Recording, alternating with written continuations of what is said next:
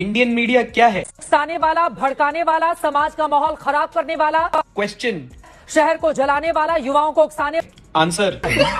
IPhone 17 launch हुआ है और पहली बार उसका सबसे unique colour orange, cosmic orange आया है। तो क्या नाचो मैं? ये सब संभव हुआ सिर्फ मोदी जी के कारण। सबसे हाईटेक प्रोडक्ट के ऊपर भी भगवा नजर आने लगा। साले को बम से उड़ा दूंगा एक बार हाथ में आ जाए तो। अगर किसी को कुछ समझ में ना रहा हो तो उसे अपनी नजर बदलने की जरूरत है। अभी बदत है भाई, अभी बदत है। पहली बार कोई भगवा रंग का फोन आया है, आईफोन 17 प्रो। अच्छा, चाहे जमीन बेक, पिलोट बेक, चाहे गायें मराओ, मोदी जी की इज्जत का सवाल है। अंधभक्तों, इस फोन को खरीद, ये है असली हिंदू फोन।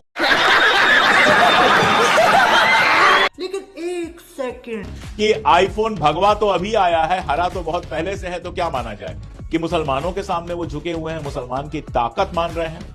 या सफेद भी उनका आता है तो क्या माना जाए, क्रिश्चियंस के सामने झुक गए वो? अरे भैया, उनका धंधा है, भगवा बिकेगा भगवा बेचेंगे, हरा बिकेगा हरा बेचेंगे। जोर जोर से बोल के लोगों को स्कीमें बता दे। यार मुझे हंसी आती है, मुझे दुख भी लगता है कि एक रूबिका लियाकत जैसी पत्रकार खुशी से चिल्लाते हुए कह रही है आज प्रधानमंत्री जी ने सारे रिकॉर्ड तोड़ दिए पिछले 15 साल के। रिकॉर्ड में क्या तोड़ा है कि पहले 99 मिनट का भाषण था और फिर 103 मिनट का।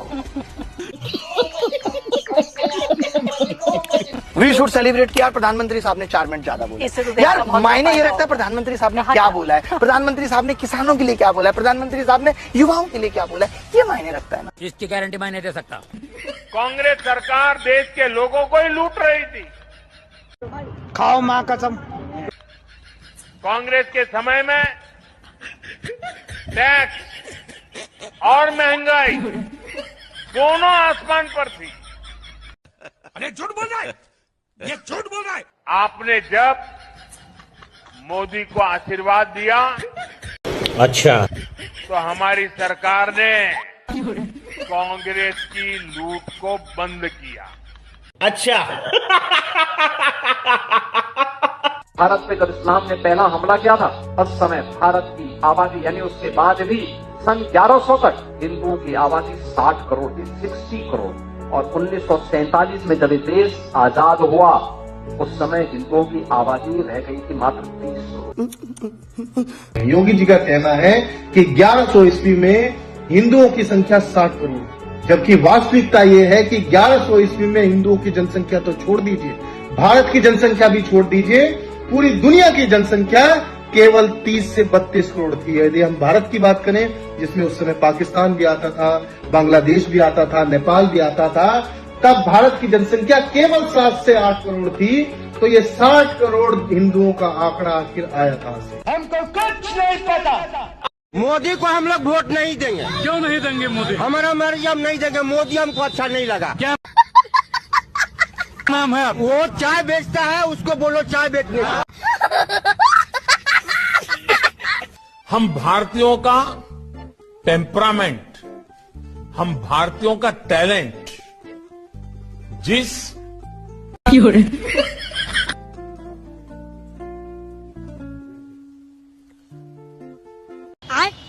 बैगन क्लास अब ठीक से सुना रहा है? नहीं।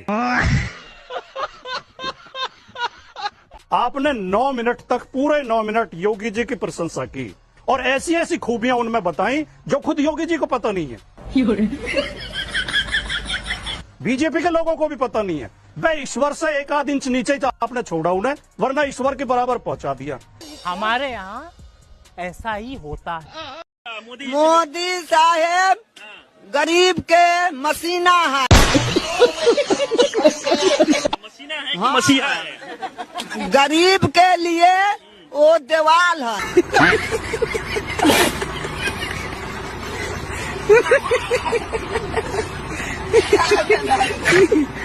हमारे देश के मेन स्ट्रीम मीडिया चैनल पर ये चल रहा है, जरा एक बार सुनो इसको। देखिए, मेरा तो व्यक्तिगत मानना यही है कि इस देश में मुसलमानों को बराबरी का ही अधिकार नहीं मिलना चाहिए। मेरी इच्छा है, मैं ऐसा विचार रखता हूँ कि मुसलमानों को एक नया देश मिल चुका है। इन मुसलमानों ने देश के साथ गद्दारी की है, इन गद्दारों को बराबर का अधिकार नहीं मिलना चाहिए। मुझे नहीं पता इन्होंने क्यों बोला कि मुसलमानों का हमारे देश में कोई कंट्रीब्यूशन नहीं है। मुझे नहीं पता ये हमारे 3rd president doctor Zakir Hussain को कैसे भूल गए। मुझे नहीं पता कि ये हमारे 5th प्रेसिडेंट फखरुद्दीन अली अहमद को कैसे भूल गए। मुझे नहीं पता ये हमारे 11th president APJ Abdul Kalam को कैसे भूल गए। मुझे नहीं पता ये आईटी इंडस्ट्रियलिस्ट अजीम प्रेमजी को कैसे भूल गए। मुझे नहीं पता ये अशफाकुल्लाह खान को कैसे भूल गए। मुझे नहीं पता बेगम हजरत महल को कैसे भूल गए। मुझे नहीं पता ये मौलाना अबुल कलाम आजाद को कैसे भूल गए। मुझे नहीं पता कि ये कैसे भूल गए कि कितनी ही ऐसी कंट्रीज हैं जिसमें इंडिया को शाहरुख खान के नाम से जाना जाता है। मुझे ये भी नहीं पता कि ये इंडिया के फेमस तबला वादक जाकिर हुसैन को कैसे भूल गए। बात ये बिल्कुल भी नहीं है कि मुसलमानों ने देश में कितना कंट्रीब्यूट किया या हिंदुओं ने देश में कितना कंट्रीब्यूट किया। बात यह है कि हमारा कॉन्स्टिट्यूशन एक सेक्युलर कंट्री की बात करता है जिसमें हिंदू और मुसलमान बराबर के हिस्सेदार है। लेकिन जब ऐसे स्टेटमेंट्स हमारे देश के एक प्रोफेसर की तरफ से आते हैं तो दुख होता है कि हमारी नेक्स्ट जनरेशन को क्या सिखाया जा रहा है। ये बड़ी अच्छी बात कही है। अच्छा, मोदी सरकार इंफ्रास्ट्रक्चर पे नहीं काम किया है? क्या काम किया है बताओ, गिनवाओ। Good question. आइए देखते हैं, मजा आएगा। मलाई जैसे रोड बना रहे हैं। मलाई जैसे चाटिएगा मैडम जी उसको। राहुल गांधी का झाल बजाने का पैसा मिलता है क्या? भारतीय जनता पार्टी की दलाली करने के लिए आपको पैसा मिलता है क्या? जिस देश के प्रधानमंत्री को विकास पैदा करना था, उस देश के प्रधानमंत्री ने जीएसटी को पैदा कर दिया।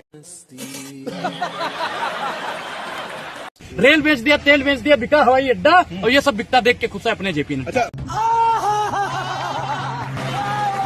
महंगाई की मारी जनता करती हाहाकार, कहाँ सोया है चौकीदार? क्या बात है सर, क्या बात है सर। पेट्रोलियम सेंचुरी मार गई और गैस 1200 पार, कहाँ सोया है चौकीदार? शाबाश बेटा।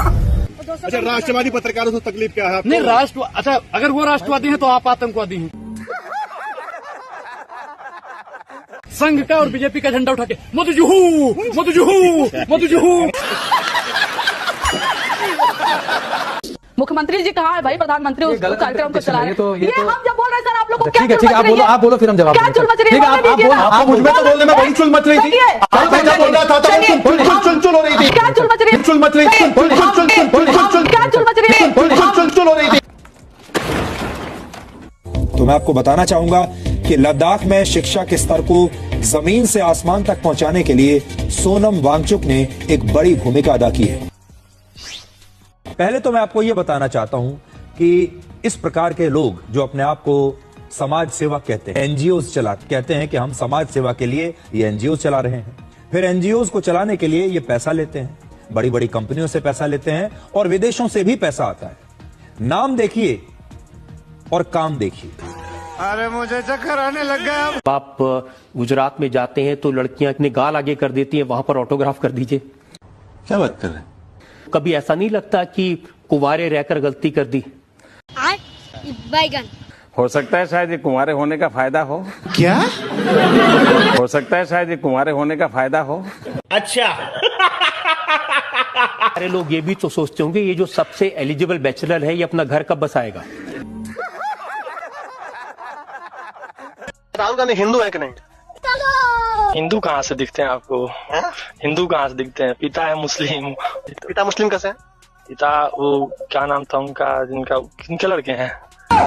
तुम बता रहे हो मुस्लिम है, उनका नाम ही तुम्हें नहीं पता? हाँ, नाम याद नहीं आ रहा है मतलब उनका। ऐसे ही तो चल रहा है मामला आजकल। ये सब कहाँ पढ़ते हो? इतिहास ये सब जो पढ़ते हो कहाँ से मिलता है? सब पढ़े नहीं है, बस अखबार पढ़ते हैं, उसके बाद से कभी कभी फोन में देख लेते हैं। व्हाट्सएप पे? हाँ। पेट्रोल अगर 400 रुपए लीटर हो जाए तभी मोदी को वोट देंगे ना? तभी देंगे, तभी देंगे। अगर आटा मान लीजिए 200 रुपया किलो हो जाए, 1000 रुपया किलो हो जाएगा तभी हम लोग मोदी को देंगे। चाहे कुछ भी हो जाए, कुछ भी, कोई जाति हो, इसे जात से हमको कोई मतलब नहीं। महंगाई बढ़ जाए, महंगाई बढ़ जाए, देश बेचा जाए, उसे कोई देश बेचा जाए। हाँ, मोदी, लेकिन मोदी को, हाँ मोदी को देना है। मोदी जी सही कर रहे हैं जी बिल्कुल। बाकी तो कह रहे हैं कि बड़ा महंगाई बढ़ गई, बड़ी बेरोजगारी बढ़ गई। हाँ, बढ़ तो गई है महंगाई, लेकिन और चीजें अच्छी हो रही हैं। जैसे कि और जैसे कार्यालय बन रहे हैं उनके बीजेपी के। हाँ। और भव्य पार्टी दफ्तर भारतीय जनता पार्टी ने बनवाए। हमको लगता है कि मायावती ने तो 2-3 जगह बनाए, इन्होंने तो कोई पता नहीं, मैं जिस जिले में जाता हूँ हर जगह नई जमीन लेकर के पार्टी। यहाँ देखिए आलीशान, आपको देखने में एक बार झटका खा जाएगी, ये बीजेपी का ऑफिस है कि 5 सितारा होटल। जी हाँ, ये तो है, क्या लग्जरी बनाया उन्होंने। हाँ, इसमें कोई दो राय नहीं। करोड़ का चंदे उंदे से बना हो शायद बना तो ये जनता के पैसों से ही होगा। लेकिन आपको कैसे लगता है कि मोदी बेस्ट नेता है? उनको काम देखे ना आप, इतना काम किया उन्होंने, 370 राम मंदिर और बहुत कुछ, 3 तलाक खत्म किया, बहुत चीज खत्म किया। तो 370 के बारे में क्या जानते हो? 370 के बारे में हमको नहीं पता, और किसी से पूछ ले। तो जानते हो 370 के बारे? हाँ, 370 तो कश्मीर में हटिया वो। तो क्या था वो? हाँ, वहाँ अपना जमीन खरीद सकता है कैसे भी। हाँ जी, वो ये भैया ने बोला क्या कि मुझे पॉलिटिक्स से कुछ आइडिया नहीं है और मोदी जी बेस्ट है। ये इनका पहला सेंटेंस दूसरे सेंटेंस से मैच कर रहा है। हमारे यहाँ ऐसा ही होता है। जब हम तो फकीर है भाई, झोला लेंगे चल देंगे, जाने देंगे तब ना, झोला में देखेंगे क्या लेके भाग रहे हो, छोड़ेंगे नहीं। हिंदू धर्म से नफरत कुरान नहीं कहता, भारत की मस्जिद तोड़ो श्री राम नहीं कहते, रोटी का कोई धर्म नहीं होता, पानी का कोई जात नहीं होती, जहाँ इंसानियत जिंदा है वहाँ मजहब की बात नहीं होती। किसी को लगता है हिंदू खतरे में है, किसी को लगता है मुसलमान खतरे में। इंसानियत की नजर से देखिए साहब, मोदी और शाह की वजह से पूरा हिंदुस्तान खतरे में है। क्या बात है सर, क्या बात है सर, क्या बात, ये बात है। किसान अगर कह देता है तो उनको खालिस्तानी बोल दिया जाता है। बात तो सही है। अगर कोई मुसलमान अपने हक अधिकार की बात कर देता है तो उनको पाकिस्तानी बोल दिया जाता है। ये बड़ी अच्छी बात कही आप। आपको यही नहीं समझ में आ रहा तो मुझे समझ नहीं आ रहा, राजनीति में आ कैसे गया? 18 साल इसको समझ में आता है नहीं। अरे अपना काम करो यार, अपना काम कीजिए, बदतमीजी से बात नहीं करना मुझे। तुम्हारा जी हटाइए इनको। फेंक दूंगी उठा के। वो तुम्हें हिस्ट्री पता नहीं है, तुमने नहीं पढ़ी, तुम्हारे बच्चों ने नहीं पढ़ी, और मैं जैसी तुम्हारे हालात देख रहा हूँ, तुम्हारे आने वाली 10 नस्लें नहीं पढ़ेंगी हिस्ट्री। सही पकड़े हैं। ठीक है, तुम्हें अनपढ़ रहना मुबारक हो, ठीक है, और तुम्हारी पिछली जो 10 अनपढ़ पीढ़ियां रही हैं उनको भी मुबारकबाद।